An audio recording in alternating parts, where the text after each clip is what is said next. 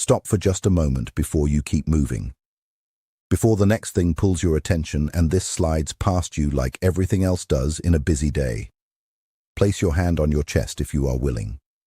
Take one real breath. Not the shallow kind you have been taking all day, but a full one, the kind that actually reaches the bottom of your lungs. Then take another, because what is here is not just content to consume and move past. This is the kind of message that finds you at a particular moment for a particular reason, and the part of you that paused at all already knows that. Your heart has been carrying something lately, something you have not been able to fully name or put down or explain away, and what is in these words is going to connect some of those scattered feelings in a way that might surprise you. Someone is moving toward you right now, not with something light or casual or easy to dismiss, not with a throwaway message designed to test the waters without any real skin in the game. They are carrying something that has been building for a long time, something weighty and honest and overdue, something they have been holding back until the pressure of holding it finally became greater than the fear of releasing it. And when it reaches you, it is going to land at a depth you were not fully expecting. You may have already decided that particular chapter is finished, closed, something you made your peace with and put on the shelf. But there are connections that do not obey those kinds of decisions. There are bonds that continue to exist and breathe and pull at both people, regardless of what they agreed to tell themselves about the ending. There is someone who has been thinking about you with a frequency and an intensity they have never admitted to anyone, possibly including themselves. Not occasionally, not in some passing, quickly forgotten way that dissolves by morning. Consistently, deeply, in the gaps between the noise of daily life, in the quiet hours when the day has finally run out of things to throw at them and the mind defaults to what is actually true. They may have presented themselves very differently on the surface. They may have performed distance convincingly, may have seemed like someone who closed things off cleanly and moved forward without looking back. Maybe they were so convincing that you eventually believed it too, that the version of events in which they were fine and the connection was simply over was the accurate one. But what was performing on the outside and what was actually happening underneath were two entirely separate things. Beneath the composed surface, beneath the distance and the silence and the apparent indifference, something remained alive and unresolved. Something kept pulling at them from the inside, kept finding its way back no matter what they constructed to keep it at bay. And that something has been growing, not shrinking, despite everything they tried to do to manage it. It has reached the point where carrying it alone has become more exhausting than the vulnerability of finally speaking it. Listen carefully to this part, because it matters for understanding what you have been experiencing on your own side of this. Some bonds do not follow the rules that most connections follow. They do not diminish reliably with time. They do not fade predictably with distance. Silence does not kill them the way silence is supposed to kill things that are over. You may have already felt this in your own body without having a clear explanation for it. Maybe their name surfaces in your mind during moments that have no obvious connection to them. Maybe a particular song reaches something in you that it should not still be able to reach after this much time. Maybe you encountered something small and unremarkable and felt them everywhere around it, as if the object or the moment was soaked in something that belonged to them. Maybe you woke from a dream where they were present and carried the feeling of their energy around with you for hours afterward, the way a scent lingers after the source of it has gone. That kind of pull does not emerge from nowhere. It is not the product of your mind constructing something that was never there. It is two people who are still energetically connected, both feeling the same thing from different sides of the same silence. They worked hard to suppress it on their end. They stayed occupied and busy and surrounded by enough noise and activity to make the suppression feel almost like success during certain stretches of the day. They rehearsed the inner monologue that said they were fine, that what was between you was part of the past where it belonged, that time takes care of these things, and eventually it would. And during daylight hours, with enough going on around them, that monologue occasionally passed for something like truth. But nights are honest in a way that days allow people to avoid.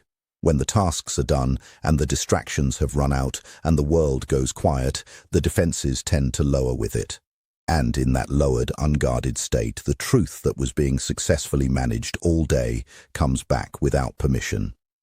You came back, again and again. in memories that arrived uninvited, in small recurring moments of regret, in the specific quality of your voice or your presence or the way certain experiences felt with you that they have not been able to fully replicate anywhere else since. That kind of persistent returning ache is not static. It moves, it evolves, it goes from being a thought to being a pressure, and from being a pressure to being a restlessness that does not have anywhere productive to go, and from being a restlessness to becoming something that eventually demands action. On the surface, they may still look like everything is fine, composed, functioning, moving through their days with the appearance of someone who has their life organized and their feelings under management. But inside there has been a genuine and ongoing internal conflict. They have replayed conversations from your time together, gone back over moments with the particular scrutiny of someone looking for the place where something went wrong, asked themselves questions they would rather not have to ask. Why does this not go away? Why does everyone and everything else fail to produce the same feeling? Why is this the one thing they cannot seem to put down and leave there permanently? Why do you remain so present in them despite everything they have done to create distance from that presence? The answer to those questions frightens them because it strips away every comfortable narrative they have been maintaining. It means you mattered to them at a level they were not ready to fully acknowledge when it would have counted. It means the story they told themselves about why things ended, the version in which nobody was really at fault and it all just happened, is not quite the complete truth.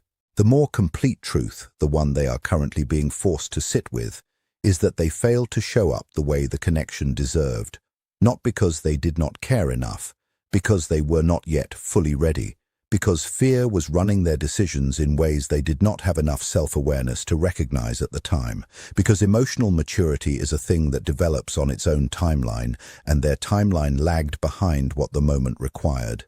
That realization is not a comfortable one. It does not sit lightly. It follows a person through their days and waits for them in the quiet ones and does not offer the relief of easily available excuses. It demands a kind of honest self-examination that most people go to considerable lengths to avoid, because real self-examination requires you to see yourself without the softening filter of justification. And seeing yourself clearly in the places where you fell short of something important is genuinely difficult work. You may have asked yourself during the stretch of silence that followed why they stayed quiet for as long as they did if they were carrying all of this. The answer is fear, and I want to name the specific fears clearly because each one is real. Fear that you had moved on completely and that reaching out would humiliate them by revealing how much they had not. Fear that you were in a better, happier place without them and that their presence would only disrupt something good you had managed to build in their absence. Fear of your honest response, which might confirm things they were not ready to hear. Fear of being seen fully and clearly by someone who had already witnessed them at a moment of failure. Fear of having to own choices they made that cannot be undone through apology alone. Silence felt like the safer option against all of those fears. It felt like a way of protecting themselves from outcomes they were not equipped to handle. But safety has a price, and the price of prolonged silence is that it eventually stops feeling like protection. It starts feeling like a container that is too small for what it is being asked to hold. The weight inside it grows until the container can no longer function as shelter and starts functioning as confinement instead. The unsaid truth does not dissolve with time. It compounds, and at some point a person reaches the threshold where speaking, however terrifying, has become less costly than the ongoing burden of not speaking. Something shifted for them recently. It may have been something that appeared small from the outside, a particular night that had a different quality to it than the ones before, some piece of information that reached them about your life. The sudden, sharp awareness that time moves forward regardless of whether they are prepared for it. That the window for saying what needs to be said does not remain open indefinitely.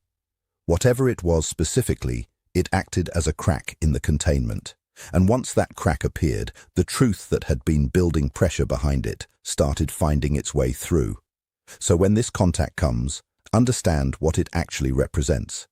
It is not a casual reach-out. It is not a bored or lonely person looking for some uncomplicated reconnection. It is not someone testing the waters with nothing real on the line. It carries the weight of everything that was never said. The regret, the feeling, the honest admissions that pride and fear kept locked away for too long. This is someone who built up enough courage to finally release what has been costing them to carry. And that act of release, imperfect and overdue and possibly awkward in its delivery, is not a small thing. It is the real thing arriving at last. The honesty that comes out of a process like this is different from the kind that is simply said in an emotional moment. This kind was grown in private. It developed in quiet rooms and long nights and moments of solitude where there was no audience and no incentive to perform anything and nothing left to protect except the truth itself. It pressed itself forward through layers of pride and denial and carefully maintained self-protective narrative. It had to dismantle the story that said everything happened for understandable reasons and no one was really accountable. It had to confront the version of events that made the comfortable case that what existed between you was real but ultimately replaceable. Perhaps they tried to act on that version. Perhaps they moved toward other people and told themselves that connection is available everywhere and life continues, and what they had with you was simply one chapter among many. But there is a particular cruelty in comparison when something genuine came before. When a person keeps measuring what follows against what existed with you and finding the measurement falls short, that information accumulates into a truth that becomes harder and harder to argue with. You became a reference point without trying to, not in some superficial or hierarchical sense, but in the specific sense of how you cared, how you showed up, how your presence felt, and what quality of experience it created that has proven more resistant to replacement than they anticipated. When nothing else produces the same thing, it stops being possible to maintain the story that what you had was ordinary. Distance has a clarifying effect that proximity sometimes prevents. When you are no longer inside the emotional immediacy of the situation, when time has removed the fog that feelings at close range tend to create, patterns become visible in a way they were not before. The avoidance mechanisms that once looked like reasonable self-preservation reveal themselves for what they actually were. The fears that drove certain choices show themselves clearly as fears rather than as wisdom. The moments where more courage was called for and was not offered become identifiable as exactly that, without the comfortable ambiguity that emotional closeness had allowed. This clarity is what is moving them toward you now. Not a calculated plan, not a performed emotional journey designed to present well, just the kind of real clarity that comes from enough time and enough honest examination and enough failed attempts to stop feeling what they feel. Now I need to speak directly to you because this conversation is not only about what is happening on their side of the distance, it is equally about how you meet this when it arrives. And this part is essential, so give it your full attention rather than letting it drift past in favor of the more emotionally compelling parts of what came before. The easiest and most human response when something like this comes would be to immediately fill it with hope. To interpret their return as confirmation of everything you once felt, to start constructing a story in which their coming back means everything you experienced was exactly as mutual and as significant as it felt to you. To allow the arrival of this moment to function as permission to let your heart run ahead of your judgment. That impulse is completely understandable. But hope that is not accompanied by honest awareness is not actually the safest container for what you are about to receive. Hope, without awareness, tends to smooth over the things that most need to be examined. It softens the edges of things that should have edges. It converts unearned potential back into expectation before anything real has been demonstrated. Awareness does something different. It lets you stay genuinely present with what is actually happening rather than with the story you are hoping is happening. It lets you listen past the words themselves to the quality of what is underneath them. It lets you feel the tone, track the energy, notice what is being taken responsibility for and what is still being subtly redirected. It lets you observe whether the person in front of you has actually changed in the ways that would need to have changed, or whether the emotion is real, but the capacity is still catching up. Words are the beginning. not the end of what matters in a moment like this. Any person can say moving and true-sounding things when the emotional atmosphere is charged and their heart is genuinely open. That is not the measure of anything by itself. The measure is in what follows, in whether they actually move differently, in whether the actions over time carry the same truth that the words expressed in the emotional peak of the moment, in whether the change they are describing is something they have already been living or something they are still in the early, tender stages of attempting. You are not the same person you were when this story had its first chapter. You have lived through your own long process in the time that passed between then and now, your own nights of asking questions without having anyone to ask them to, your own experience of rebuilding yourself in the places where their absence left something displaced, your own long work of making sense of what happened without the benefit of having the full picture, of finding your way back to your own center without an explanation for why you needed to make that journey in the first place. That process changed you. It sharpened things in you that needed sharpening. It clarified things that needed clarifying. It taught you in the most direct and unambiguous way what it costs to carry confusion alone, and it deepened your understanding of your own worth in a way that only surviving something genuinely difficult can. You are entering this meeting, if it comes, from a fundamentally different place than the one you occupied at the start of the original story. You are not standing there as the version of yourself that simply wanted things to work out. You are standing there as someone who has already survived this, who already knows what the connection felt like and what its loss cost, and who has already done the hard and genuine work of returning to themselves after it.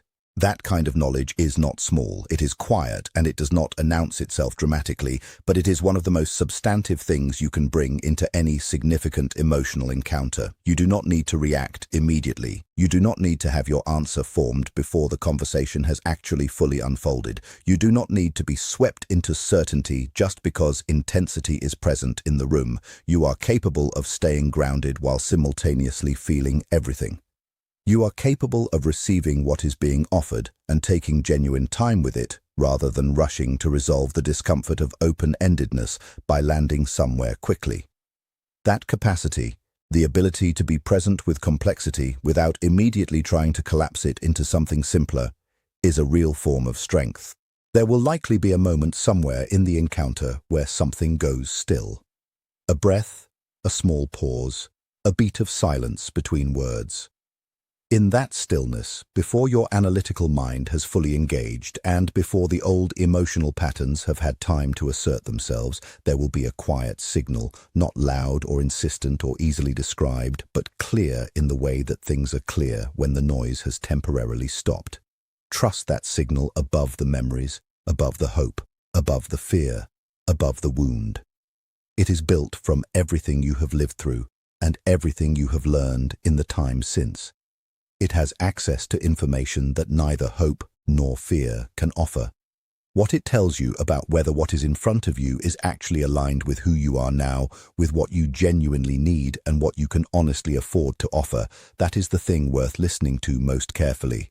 Your love was not the problem in the original story. That is something I want to say directly and clearly, because the mind, after pain, reaches for explanations that are close at hand, and the explanation that is most easily available is almost always some version of the idea that you were responsible for what went wrong, that you cared too much, gave too much, left yourself too open, should have protected yourself more carefully.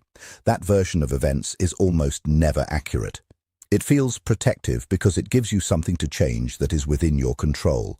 But it tends to misidentify depth and genuine emotional generosity as the liabilities when they were never the problem. The misalignment was the problem. One person being ready while the other was still working through things they had not fully faced. One person showing up with clarity while the other was still divided between truth and the fears that were competing with it.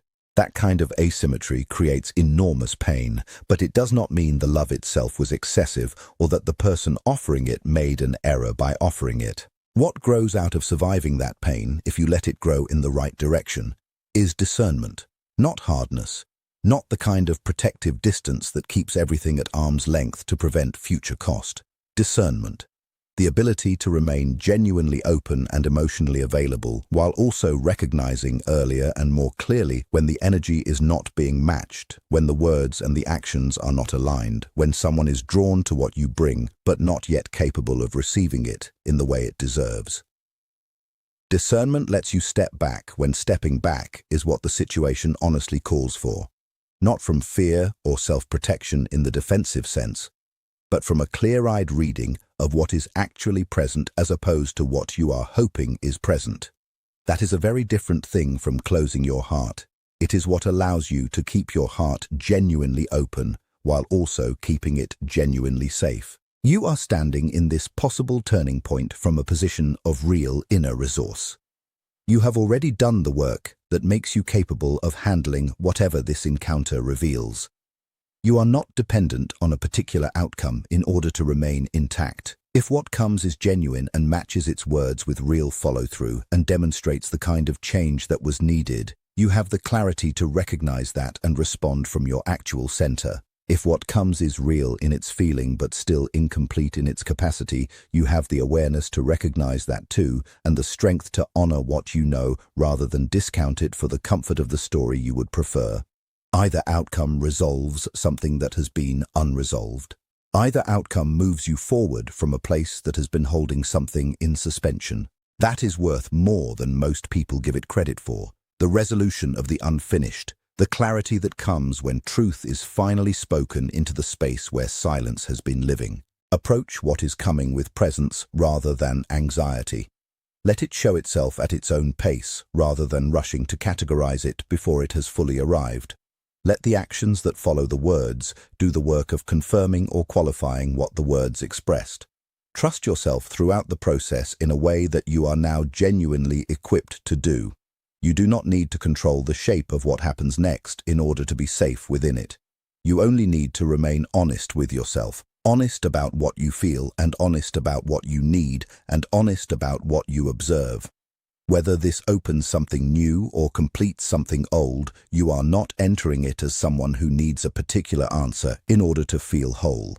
You are entering it as someone who is already whole, who already knows more about love and loss and themselves than they did before any of this began. And that is not a small thing to bring to a moment like this. That is everything.